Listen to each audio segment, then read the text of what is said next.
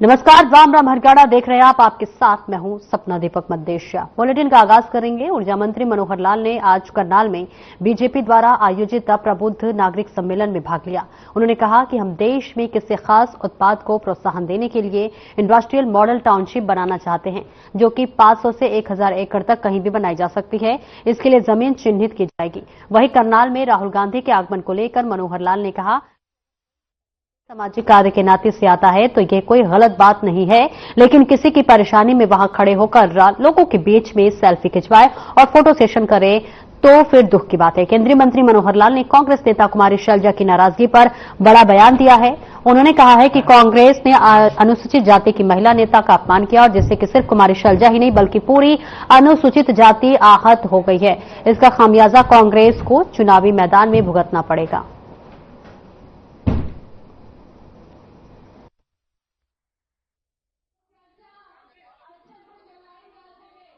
Industrial model township ये IMT हो गई है। उस आईएमटी में कितना बड़ा स्कोप क्या है उसका अध्ययन करने के बाद वो 50 एकड़ से लेकर 1000 एकड़ तक कहीं भी बनाई जा सकती है। तो उसके लिए जमीन चिन्हित की जाएगी और इंडस्ट्रियल मॉडल टाउनशिप पहले भी हमारे यहाँ बनी हुई है। आईएमटी मानेसर, आईएमटी रोहतक और बड़ी संख्या में इंडस्ट्री वहां से आती है। उनकी स्पेशल प्रपोजल बना करके उसकी सुविधाएं दी जाती है ताकि जो इन्वेस्टर है उसके लिए सुविधाजनक हो और वहां पर कुछ इंडस्ट्री के विशेष हब बनाने के लिए कुछ ट्रेनिंग दी जाती है। उसकी विशेष प्रोडक्ट के हिसाब से फोकस किया जाता है। वैसे आईएमटी और खासकर जैसे फार्मा मैंने पार्क कहा है, फार्मा पार्क अब इसमें उसी आईएमटी में रखेंगे, इसके आसपास रखेंगे। ये सारी योजना बनाएंगे। करनाल जिले में बनेगी। करनाल जिले संसदीय क्षेत्र में नहीं, करनाल जिले में। हाँ, सर आज राहुल गांधी करनाल आए थे, आराम से आए और एक व्यक्ति है अमित, जिनका अमेरिका में हादसा हो गया था, उनके परिवार वालों से मिले। इस तरीके से देखते हैं, चुपके से आए, चुनावी समय चल रहा है, क्या देखिए अगर कोई इस प्रकार के काम करता तो हमको कोई टिप्पणी करने की जरूरत नहीं है।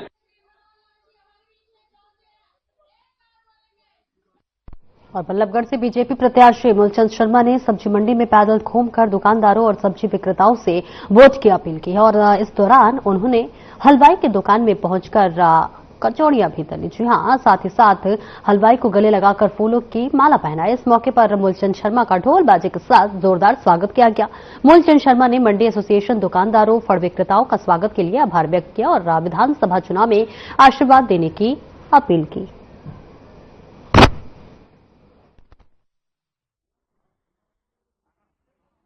मेरा संदेश है कि मेरी शुरुआत, मेरे जीवन की व्यापार की शुरुआत आप हलवाई के काम से शुरुआत हुई और जिस शुरुआत में मुझे अपने जिस समय काम की मैंने शुरुआत करी थी कि नौकरी मिली नहीं, कारोबार में आए और मुझे वो दिन याद आए कि अपने समय की बात याद आई और जिसके कारण मैं विधायक बना, मंत्री बना और संगठन बहुत लंबा काम करा। मुझे कचौरी वाला मुझे याद आया कि कचौरी वाले जो पुरानी यादों और किस तरह मेहनत करते हैं कि अपने किस तरह मेहनत करते हैं। और ये देखिए वो व्यक्ति ये पहचान करता है पक चुकी है, अभी कच्ची है। जिस आदमी पक्के और कच्चे का ज्ञान हो जाता है वो जीवन में कहीं मार भी नहीं खाता। तो चुनाव भी क्या इसी तरह पकेगा? चुनाव कच्चा पक्का होता है। क्यों ये मान चलिए पक्का होना और कच्चा होने में फर्क पड़ता है। और चुनाव को लेकर कांग्रेस और कांग्रेस प्रत्याशी लगातार एक्टिव मोड में हैं। नारनौल से कांग्रेस प्रत्याशी राव नरेंद्र यादव विधानसभा के गांव का दौरा कर रहे हैं और इसी कड़ी में आज भी उन्होंने चुनावी सभा को संबोधित अपने पक्ष में वोट की अपील की है। जी हां, इस मौके पर राव नरेंद्र यादव का ग्रामीणों ने जोरों शोरों से स्वागत किया है। बताते चले, राव नरेंद्र यादव इस दौरान सरकार पर निशाना साधने से भी नहीं चुके। उन्होंने कहा कि नारनौल समेत प्रदेश की जनता अब बदलाव चाहती है। नरेंद्र यादव ने बीजेपी पर आरोप लगाते हुए कहा कि वो पूरी तरह से डरे हुए हैं। वे भी जानते हैं कि कांग्रेस की सरकार आ रही है।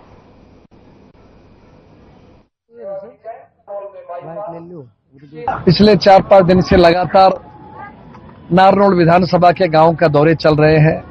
ग्रामीण आंचल के अंदर आप स्वयं अपनी आंखों से देखिए, जैसे हमारे बहुत बड़े गांव नहीं है, छोटे छोटे गांव हैं, लेकिन घर की माताएं बहनें जब अपना काम छोड़ के आए, घर के नौजवान आए, बुजुर्ग आए और निश्चित रूप से 10 साल के बीजेपी के शासन के अंदर हरियाणा की जनता दुखी है, परिवर्तन चाहती है, इसमें कोई शक की बात नहीं है। नारनौल शहर के अंदर भी यही हाल है, क्योंकि लोग तुलना करते हैं। मैंने जब 5 साल विधायक के रूप में सेवा की, मंत्री के रूप में, मैंने कहा भाई आप अपने तराजू के अंदर आप ये काम तुलना कर लो कि नरेंद्र सिंह ने ये काम करे जो मैंने अभी आपके सामने गिनाए। हर गांव के अंदर करोड़ों रुपए विकास कराया, नारनौल शहर के अंदर बाईपास बनाया, नारनौल के अंदर आयुर्वेदिक मेडिकल कॉलेज बनाया, ट्रामा सेंटर बनाया गया और सभी सुविधाएं जो जनता के मतलब की थी वो हमने दी।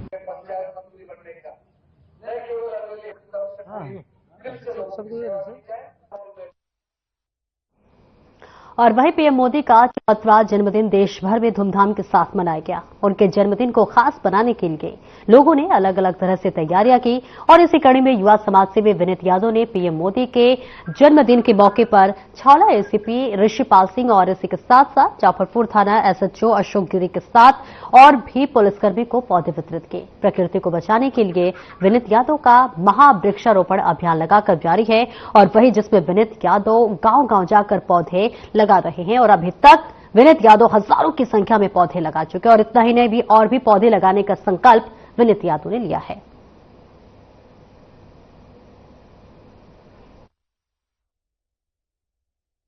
जी, आज का कार्यक्रम हमारा इस प्रकार से रहा। आज हमारे यशस्वी प्रधानमंत्री श्री नरेंद्र मोदी जी का जन्मदिन है, तो उस जन्मदिन को हमने हमारे महावृक्षारोपण अभियान से जोड़कर बनाया है। हमने आज हमारे यहाँ पे जो एसीपी ऑफिस है, हमारे एसीपी साहब, assistant commissioner of police, SHO और जो हमारे बाकी पुलिसकर्मी साहब हैं, इन सबको हमने पौधे वितरित किए।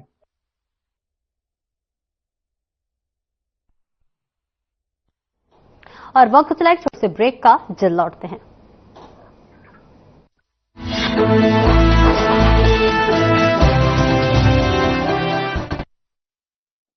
So beautiful, so elegant, just looking like a wow. ऐसे ही नहीं हमारे हरियाणा के हाईवे वाव बन गए हैं। ये तो हमने बीजेपी पे वोट दिया और एक के बाद एक नेशनल हाईवे बनते गए, वरना पहले तो पता है ना। हाँ भाई, नारनौल तक चंडीगढ़ पहुंचने में शाम हो जाया कर और 4 घंटे में वह पहुंच जा है। हाईवे से दूरियां घटाई हैं। तभी तो भरोसा है बीजेपी पे। नॉन स्टॉप विकास, बीजेपी पर विश्वास। Hence, extensive investments are made towards people and people practices. KRPL world's leading eco-friendly paper from agro residue.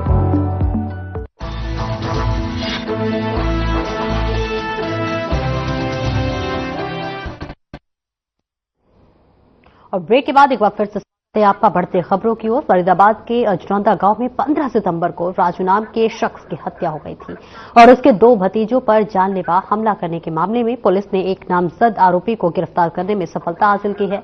आपको बता दें कि मृतक राजू एक होटल और जिम का संचालक था। पुलिस के मुताबिक आरोपी का नाम भारत है, जिस पर पहले भी अवैध हथियार के 2 मुकदमे दर्ज हैं और आरोपी ने पहले अपने 7 साथियों के साथ मिलकर इस हत्याकांड को अंजाम दिया था। जी हां, बता दें मृतक के दोनों भतीजे को भी इस वारदात में गंभीर चोट आई है, जिनका एक निजी अस्पताल में इलाज चल रहा है।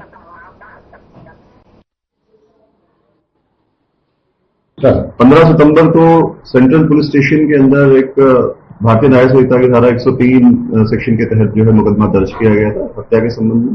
कुछ युवकों के द्वारा एक युवक की लाठी डंडों से, रोड से पिटाई करके और हमला करके उसके ऊपर जो है काफी उसको गंभीर चोटें पहुंचाई थी, जिस संबंध में फिर उसे हॉस्पिटल में एडमिट किया गया था, जहां उसकी मृत्यु हो गई थी। उसी संबंध में एफआईआर नंबर 329 जो है वो सेंट्रल पुलिस स्टेशन के अंदर रजिस्टर की गई। इसी मैटर को इन्वेस्टिगेट करते हुए क्राइम ब्रांच जो 56 है उसके द्वारा जो आरोपी है, एक आरोपी उसको गिरफ्तार किया गया है। जिस आरोपी को गिरफ्तार किया गया है उसका नाम भारत उर्फ कल्लू है और जो अजरौंदा गांव का ही रहने वाला है। जो मृतक है वो भी अजरौंदा का ही रहने वाला था, उसका नाम राजेश था और दोनों आपस में जो थे वो दूर की रिश्तेदारी के अंदर एक दूसरे को पहले से जानते थे, उसी गांव के सभी रहने वाले थे।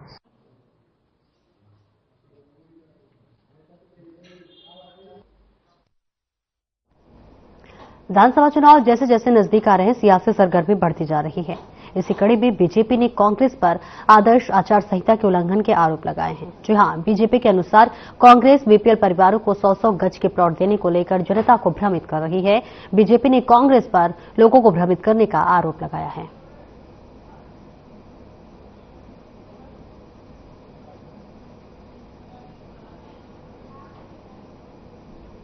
और वही हरियाणा कला परिषद के निदेशक पर आचार संहिता उल्लंघन के कई आरोप लगाए गए हैं। निदेशक नागेंद्र शर्मा पर आचार संहिता के खिलाफ काम करने के आरोप लगाए हैं।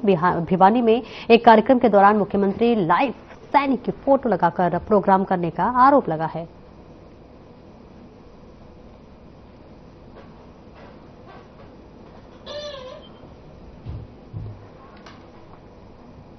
हरियाणा में विधानसभा का चुनाव कराया जाएगा। चुनाव से कर्मचारियों के लिए दिशा निर्देश जारी किया है। दरअसल बीते चुनाव में सरकारी कर्मचारियों को लेकर ऐसी शिकायतें मिली थी कि उन्होंने राजनीतिक गतिविधियों में हिस्सा लिया था या फिर पक्षपाती रवैया अपनाया था, जिसे लेकर कर्मचारियों को चुनावी गतिविधियों से दूर रहने के लिए आदेश दिए गए हैं।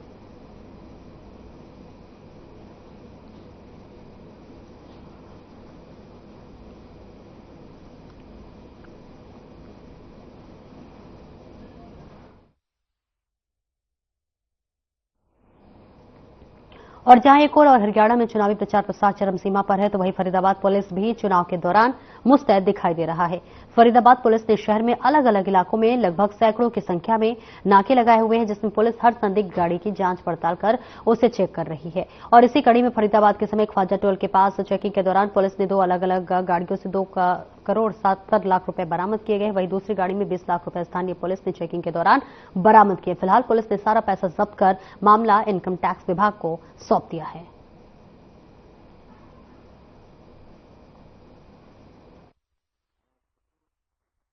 पूरा मामला ये है जी, विधानसभा इलेक्शन चले हुए हैं, जिस दौरान हमारे जो इंटर स्टेट नाका है हमारा जो सराय टोल पे लगाया हुआ है, जिसमें सीआरपीएफ टीम है, हमारे थाने की पुलिस फोर्स है, जो आज करीब दोपहर को 1 बजे के आसपास एक गाड़ी को चेक किया गया, जिसमें अमित अरोड़ा नाम का लड़का था, जिसकी गाड़ी चेक की गई, जिसमें 20 लाख रुपए कैश मिला। जिससे पूछताछ की तो उसने बताया जी मैंने अपना मकान बेचा, मैं वो लेके आया हूँ। इसकी कंफर्मेशन नहीं है। हमने जो है सूचना इनकम टैक्स को दी, इनकम टैक्स अधिकारी मौके पर आ गए थे। इसी दौरान हमने एक गाड़ी और चेक की, जो यूपी नंबर थी, जिसमें सचिन चालक है और उसके साथ था आसिफ नाम का लड़का।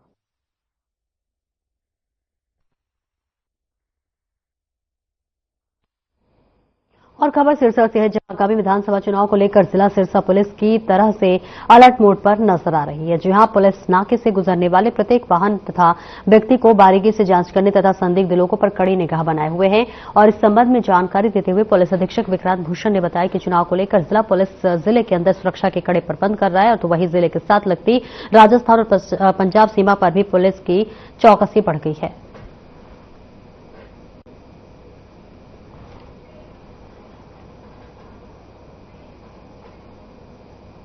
और रुकेंगे एक छोटे से ब्रेक के लिए, जल्द लौटते हैं।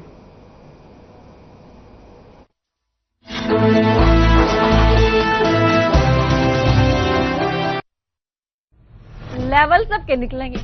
यूं बोल कर कि हरियाणा में नौकरी नहीं मिला करती बेटा, यो तो हमने बीजेपी तो वोट दिया और उनने मेहनत करी, जिब्बे तो जाकर मिल रही है बिना खर्ची पर्ची के नौकरियां, और वाह भी नॉन स्टॉप। जब्बे तो भरोसा हमने काम करने वाली बीजेपी पर, ना कि नौकरी बेचने वाले दलाला पर। नॉन स्टॉप विकास, बीजेपी पर विश्वास। Segments focused on customers in all our operations.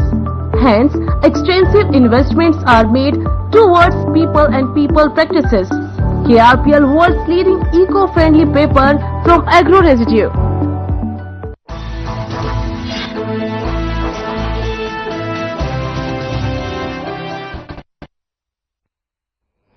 और ब्रेक के बाद एक बार फिर से स्वागत है आपका। बढ़ते खबरों की ओर। चंडी मंडी टोल प्लाजा के समीप साकेत हॉस्पिटल के सामने एक तेज रफ्तार कार ने ट्रक को पीछे से टक्कर मार दी। कार में 4 नाबालिग बच्चे सवार थे, जिसमें से एक बच्चे प्रथम की मौत हो गई, तो वहीं 3 नाबालिग बच्चे सक्षम रेहान और श्याम गंभीर रूप से घायल हो गए, जिनको इलाज के लिए सामान्य अस्पताल सेक्टर 6 पंचकुला में भर्ती करवाया गया है। पुलिस द्वारा इस पूरे मामले को लेकर जांच पड़ताल की जा रही है और किसकी लापरवाही के चलते ये बड़ा हादसा हुआ है, इस बात की भी तस्दीक के साथ जानकारी की जा रही है।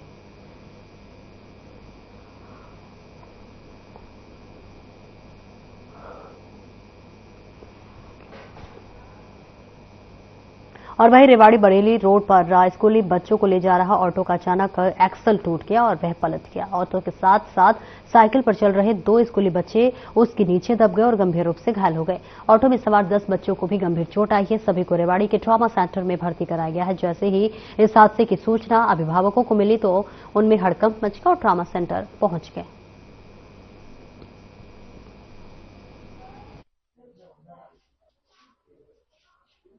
जो ऑटो का जो स्टीयरिंग था वो काम करना बंद कर गया अचानक से, तो पलट गया उस साइड। कितने बच्चे थे ऑटो में 10-12 बच्चे तो थे। कौन से स्कूल में पढ़ते हैं? हम बोर्डिया कमालपुर गांव में। डेली इसी ऑटो से आते जाते हैं? हाँ। कौन सी क्लास में पढ़ते हैं? 12th। कौन सी क्लास के बच्चे थे? 6th to 12th। ये 8 से ऊपर तो सड़क में गड्ढा था, उस वजह से ये हादसा हुआ। इतना नहीं पता मुझे। तो जी बच्चे डेली से ऑटो से आते जाते हैं, ऐसी कोई दिक्कत नहीं थी, आराम से ही था ऑटो भी। साइड में कोई गड्ढा वगैरह ऐसा बता रहे हैं बच्चे कुछ, या गड्ढा था और फिर एक साइकिल पे बच्ची भी जा रही थी साथ में, तो उसका जो चिमटा होता है हैंडल का वो कहीं शायद टूट गया, ब्रेक हो गया बीच में से। कोशिश भी बहुत की उसको बचाने की, पर अनकंट्रोल रहा ऑटो उसको संभालने में ना गड्ढे की वजह से, इस कारण ये थोड़ा हादसा हो गया। ऐसी कोई मेजर इंजरी तो नहीं बताई है अभी तक। सर मैं ग्राम पंचायत बोडिया कमालपुर का प्रतिनिधि हूँ।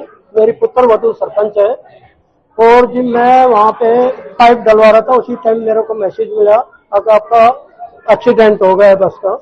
लेकिन वहाँ जैसे पता किया तो बस का नहीं, एक टेम्पो का व्हील निकल गया था आगे वाला, उसका चिमटा टूट गया। पता किया गया तो 15-16 बच्चे बता रहे हैं, लेकिन जिनने में 11 बच्चे निकल रहे हैं। कौन से स्कूल के बच्चे थे? ये बोडिया कमालपुर गवर्नमेंट स्कूल है हमारा। सर जी मैम, क्या नाम है? मेरा नाम कुसुम है।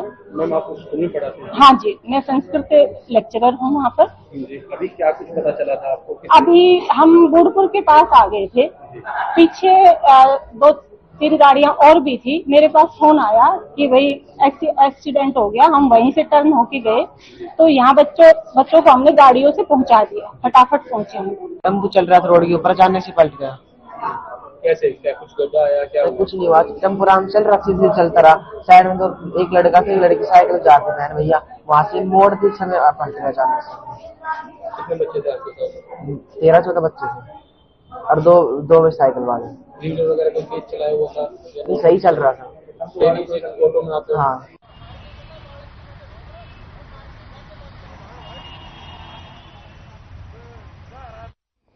और रुकेंगे एक छोटे से ब्रेक के लिए, जल्द लौटते हैं।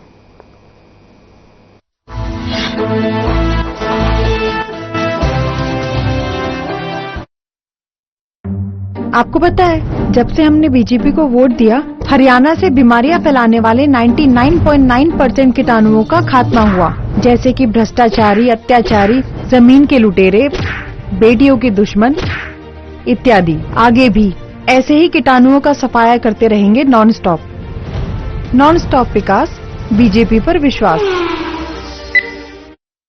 Focused on customers in all our operations. Hence, extensive investments are made towards people and people practices. KRPL world's leading eco-friendly paper from agro residue.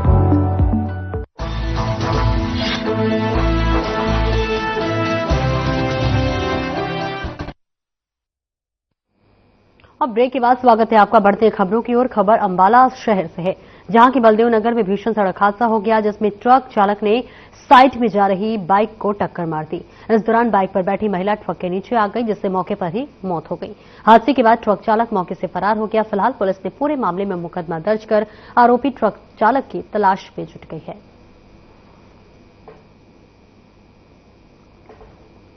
और बाइक की जा रही थी अपनी साइड पे, बाइक बिल्कुल साइड में थी और ट्रक वाले ने मतलब उनको टक्कर मारी थी पहले, तो गाड़ी पलट गई। बाइक लेडीज का सिर फंस गया, फंसता हुआ चला गया, भाई साहब बच गए और ट्रक का ड्राइवर भाग गया। ट्रक आगे गया, ड्राइवर भाग गया, ट्रक खड़ा हो गया। मैं पीछे ही था, थोड़ा 10-20 कदम पीछे ही था उससे, और वो आगे भी कहीं एक्सीडेंट करके आ रखा है।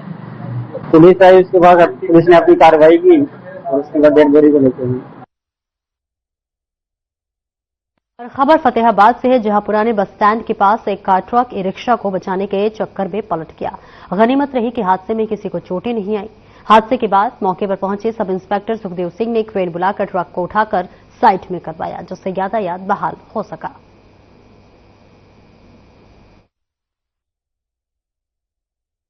दिल्ली से किराने का सामान लेके आ रहा है फतेहाबाद के लिए, एसके ट्रांसपोर्ट का है।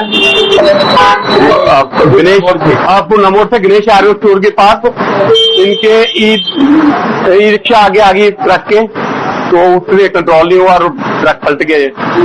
किसी जान मान की कोई नहीं, जान मान की कोई नुकसान नहीं है इसमें, गाड़ी का नुकसान है। गलती किसकी है?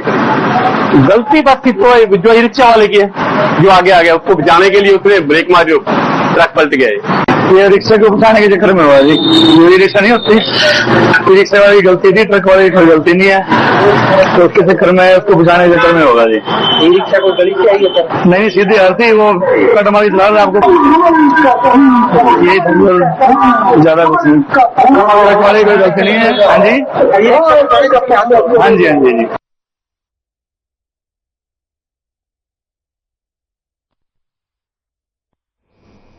भारतीय किसान यूनियन से भारी संख्या में किसान पहुंचे डीसी ऑफिस, अपनी मांगों को लेकर ज्ञापन सौंपा।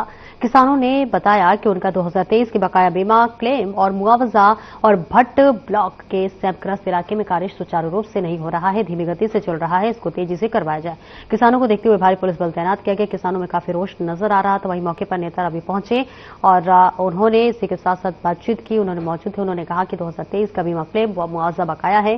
किसान नेता रवि आजाद ने कहा कि किसानों के साथ अत्याचार करना बंद करे सरकार।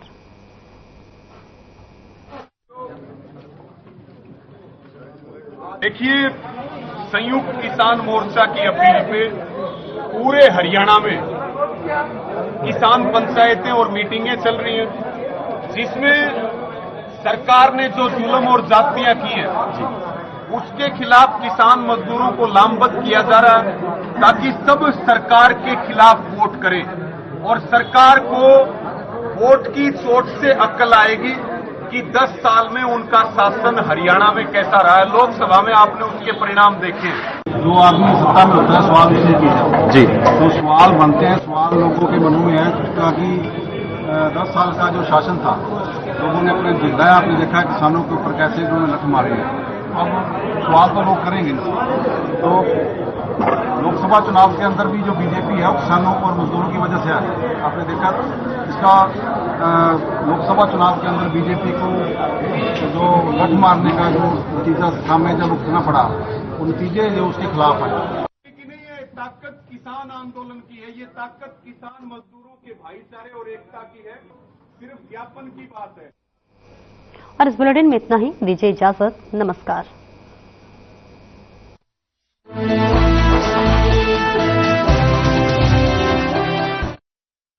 चिंग टपाक डम डम।